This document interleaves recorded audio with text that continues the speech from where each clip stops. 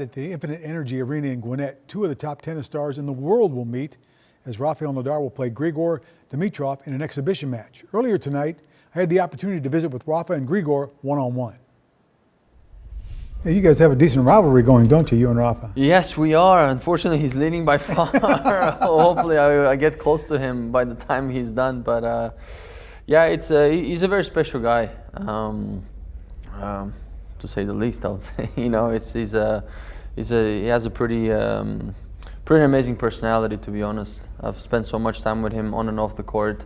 Also being able to practice with him. Being able to share just a moment off the court, I really, so to speak, like learned a lot from him. I would say the past 4 or 5 years, I was going through a little bit of a tough time, and I practiced with him for a little bit, and then my form sort of increased by that time. So everything is just positive when it comes around him, and it's great to be around him as well. And yeah, we've played quite a few matches against each other. Hopefully, we can. What are some of your other favorite sports? You like racing, I heard. Yes, I love driving fast cars. Oh, do you? Yeah. Indian Wells, actually, it's around the corner. It's a place that I really like to go out there and really enjoy a little bit of a drive. I practice in the morning, track in the afternoon. So it's a very special feeling, actually, because I really feel so relaxed when I'm out on the track for some reason. I don't know, when I drive fast, I'm becoming so much more calmer, which is so really, crazy. Yeah, when I play, my heart rate goes high up, but when I drive, I just like, I'm so intoxicated by the speed and just the, you know, the turns, the brakes, just the whole thing around it. And luckily, I've got quite a few friends that are doing the same thing, and they're helping me out, letting me learn a little bit from it. I read you're living in Monte Carlo. That's pretty cool. No? That's a cool place. You been to Louis XV there? Yeah. Monte Carlo is a special place again. Yeah, I've been living there for quite some time, and it's been great.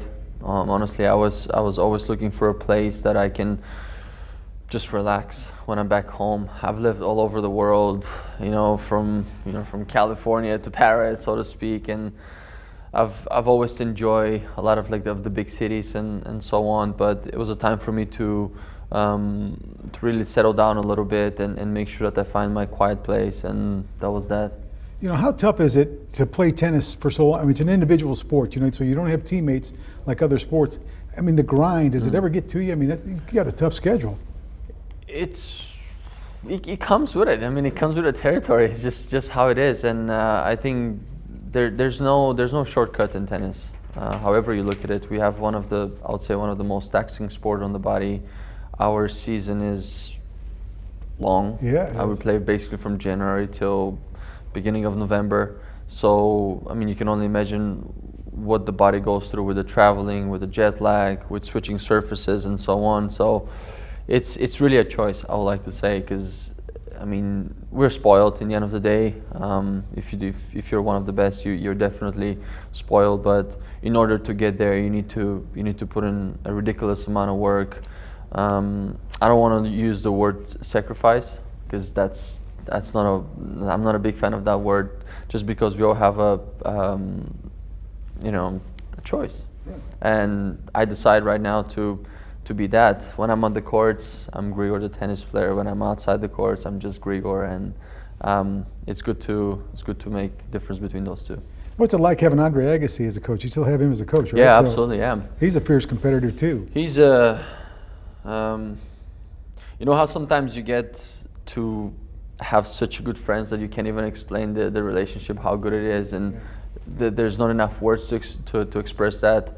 That's how I feel with him. He's got a very special place in my heart, and he's a very significant figure, I would say, not only in my team but in my life. I've always looked up to him when I was a kid, and to be able to experience not only being on the court with him, because our biggest development and growth together happened off the court. So when our walks, a little bit of bite, breakfast, dinner, whatever, going for walks, and those were the moments that they stuck in my head.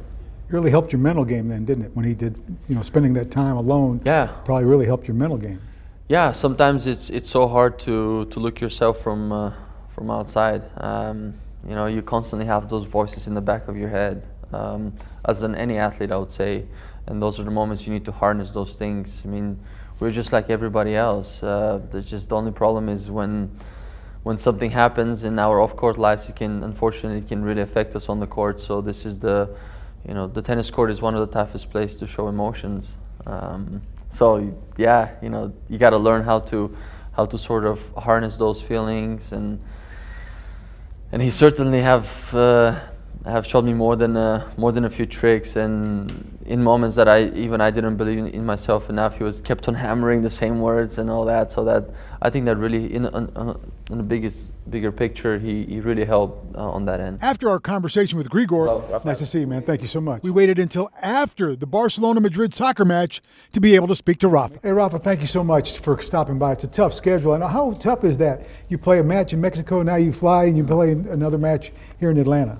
Good, yeah, thank you very much. Yeah, happy to be here. First time in my life in Atlanta, so it's a new experience, and it's good. I have plenty of time between Acapulco and Indian Wells, so good experience to be here with my friend Trevor here in Atlanta, and with another good friend Grigor, playing a friendly match, and hopefully we can create a good show and the people can enjoy it. Are you familiar with how big of a tennis town Atlanta is? Did anybody tell you? Not yet. I hope to see. It's big, yeah. It's a very big tennis town. So how was the football match? Did your team win? Yeah, Madrid won today, and yeah, was lucky that I arrived on time, just on time to watch the soccer match, and yeah, it's always special, these kind of matches. Yeah, you're a big football fan, huh? Your uncle was a footballer, wasn't he? My uncle was a football player. He played with Barcelona 9 years, and he played 3 World Cups. He played in United States, 94. Yeah, 94, right. 98, France, and Korea and Japan, 2002. Man, that's incredible. That's really great. Now, you started playing at age 3. You were going to be a tennis player. Tell us about that, huh? What's it like? Well, my uncle Tony, he was the coach of the tennis club of my village in Manacor, and I just started going there like another normal kid, and yeah, started, as you can imagine, 2 times per week, 3 times per week, and then I started playing well. It's true that my uncle had been decisive on that I am playing tennis, but things have been going well. My uncle see on myself a good potential, and he started to teach me more seriously, and yeah, at the age 7, 8, I almost practice it like every single day. It seems like you're really good on clay. What is it about clay that you like, that you play so well on? I don't know. When I was a kid, I practiced a lot on clay, but I practiced a lot on hard too. No, but probably my game reacts very well on this surface. No, on clay, I think my natural shots create damage on the opponents, and I played plenty of matches. Of course, I won a lot. I achieved a lot of tournaments on clay. That's given me confidence, and I think I understand how to play the points. What is it like with you and Roger Federer? You seem to have the lead on Roger Federer. You've been able to beat him. What is it about that? You seem to have his number a little bit. Well, here we are now. We are having a great story together. We are having a very long careers, facing each other in the most important tournaments for such a very, very long time, and at the same time, I think creating positive things for charity, creating special events like we did in Cape Town in South Africa a few weeks ago. So it's a rivalry, of course, but at the same time it's a friendship. What about your charity? I know that you're going to play for your charity here. Tell us about that. We started, the first project for us was in India. We created in one of the poorest regions on India, in Anantapur, we created a school with tennis courts. So we give the small kids the possibility to go there to practice a sport, and And to go to the school, we teach them mathematics, informatics, and English. So I think it's all about creating opportunities. That's cool, you know, and I tell you what, Rafael Nadal, one of the best in the world, and you can go see him at the Infinite Energy Arena up there in Gwinnett tomorrow. That's very cool. Yeah, go up there. I know you enjoyed Grigor. Yes, I did. All right. We're going to leave that up to everybody's imagination. The as to why. proceeds from Monday's match at the Infinite Energy Center are going to benefit Rafa's foundation, which, as he said, builds schools in the poorest regions in India and in his native Spain.